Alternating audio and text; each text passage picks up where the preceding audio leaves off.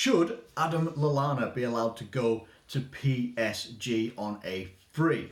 Welcome back to another video, and it's sort of like a transfer sort of video, like, you know, where I've given my thoughts on other people like Xherdan Shaqiri and Joe Gomez and stuff like that as well. But this one concerns Adam Lallana, who I personally feel is a player that is probably nearly at the end of the road with his time at Liverpool. Now, people might question, why do PSG want him? Why would they want him? Is there any traction in this story? Probably not. But let's take away just the PSG factor and look at Adam Lallana just in general. The way that our midfield is operating, and the way that, you know, the players that we have in there that you can use in there, if everybody's all fit and you've got options between, you know, obviously Jordan Henderson as captain, Gini Wijnaldum, Fabinho, obviously, Oxlade-Chamberlain, Naby Keita, you know, and then there's probably going to be a whole host of other players that I'm completely forgetting about right now. Younger lads that are maybe going to make their way through from the youth academy into the first team as well. Never mind potential targets that we might have depending on how this season ends, what we look at in January. If we look at in January, then the summer, depending on, you know, what happens with the Premier League, what happens in the Champions League, other cups, all that sort of business, and any potential outgoings that might happen. Other potential outgoings that I look at would be the likes of Lovren, Adam Lallana, possibly Shaqiri might be one. Who knows what might happen with Joe Gomez, but there's another video for that as well. But Lallana had a good, I think it was 16-17 season where he was banging in goals left, right and centre, and that's probably been like the best that we have seen of Adam Lallana. Now, he's gifted with, you know, the looks of someone with the fountain of youth, because genuinely I didn't believe that he was like over like 27, 28. He's 31, right? He's 31. He's a good looking guy. You've got to give him that. He will struggle to do anything in our midfield going forward that will contribute massively. Could be an option from the bench, but when I look at like what we could have, so you take our strongest match day squad, which would have, you know, like, I'm going to take out the defence and the attack, and you look in the midfield, a match day squad in the midfield would look like Fabinho, Wijnaldum and Henderson. You've then got options of Oxlade-Chamberlain, Naby Keita. You know, probably, again, other people that I'm probably forgetting badly as well. So you look at those 5 players there and you think, right, so 3 of those players, say we're going to go with the standards of Fabinho, Henderson, Gini Wijnaldum, they are going to predominantly start most games that we need them in.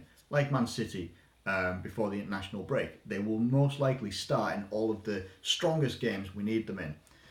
And then you're going to look for an option from the bench. Okay, so what you're going to look at, Naby Keita when he's fit, very good option. Helps with carrying the ball, can use his physical stature very, very well, is a good passer of the ball, very good eye for passing the ball forward, moving it forward and taking himself forward with the ball, as well as moving people around him as well. A very good option, young option, athletic if he can stay fit, again, if he can stay injury free, brilliant option from the bench. He's also a brilliant option as a starter as well, which would then mean either Gini Wijnaldum or Henderson could then come on. Oh, James Milner, that's another one, another option that I feel is a better option than Lallana as well, despite his age. He is an ageless wonder, is James Milner. So, then you got to look at, all right, if you're not going to use, say, Naby Keita, or you're maybe not going to use James Milner, who can play anywhere, he's magnificent and a brilliant option, either right back, left back, midfield, wherever. Great option as well, and versatile. Then you can look at, all right, we're going to bring in some energy off the bench, or as a starter, Oxlade-Chamberlain. Oxlade-Chamberlain coming back from a very, very long injury layoff, and he's come back, played very well in the 5-5 and 5-4 penalty win against Arsenal in the Carabao Cup with all the kids. Played very well there, scored an absolute banger, scored a banger in the Champions League as well, against Genk. I think it was Genk away. He's doing very, very well, and he gives you what, he's literally the only one that has buckets of pace in midfield. Like, you know, people might look at things and say, oh, like, look at like FIFA stats or something like that. No. He is a very, very good option. Very good option to start in midfield. Not only is he, like, he's physically built quite well, And obviously with age, he's filling out quite well as well. So he will obviously get a bit more strength with him.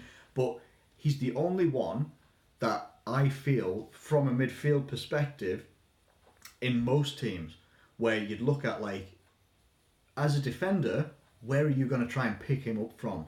Because he's that fast, he could play in the front line if he wanted to.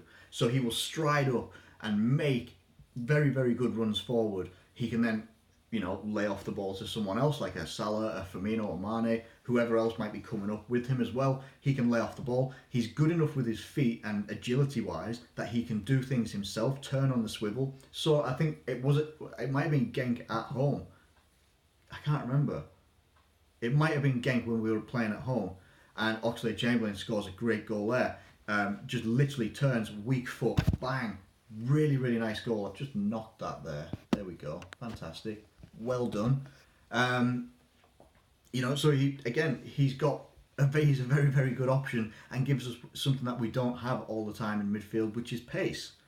Pace and physicality and the will to drive that ball forward and take risks, take shots from outside the box, which is the majority of his goals at Liverpool. Now then, if you take those options, and you have those options most of the time, you've then got to really, people talk about Adam Lallana can play in the 6. Fabinho can play in the 6. Gini Wijnaldum can facilitate that role. Jordan Henderson can facilitate that role. Even Milner, to an extent, probably maybe the weaker one of those options there, can play the 6. Adam Lallana can play the 6 for damn sure. Yeah, so he absolutely can in pre-season, in Carabao Cup games. Yes, he can. Would not ever trust Adam Lallana to play the 6 role in like a crucial Champions League game, or a big game against a Man City or a Chelsea or any of the top teams that we would play in the Premier League, even some of the lower teams that we might play in the Premier League as well. I just don't. I don't see a role for Adam Lallana moving forward. When he came in to Liverpool, we were a completely different Liverpool side, where he would have been one of our strongest options. A great, a creative attacker, if you will. Since he's come in, though, he's suffered horrendous injuries, and the quality of players that we've brought in surpass Adam Lallana, and age is not on his side. Injuries are not on his side, and recovery is not on his side, which then is coupled with age. So to lose Adam Lallana on a free, you kind of have to, because you're not going to give him a new contract, shouldn't give him a new contract, no disrespect to the guy. He hasn't done anything wrong, he's just not of the quality we need moving forward. To lose him on a free, what would you get for him if someone was to pay for him in January? 10, 15 mil? At a push, because he's English? Maybe. Could he still do a job in the Premier League? It's a bit of a Jack Wilshere sort of thing. Like, they have buckets of talent. They can't stay fit. They can't do this. They can't do this sort of the perfect league for Adam Lallana would be Serie A. It's a slower pace. He'd get much more time on the ball and will be able to take his time, look at the whole painting, look at the picture, and he'd be able to do a really good job in Serie A. Maybe Ligue 1, because there's like 1 or 2 teams that are really good there. The other teams, I don't know. And if he's in a PSG, I mean, alright, he's probably guaranteed to win the league anyway, mainly because of the front line.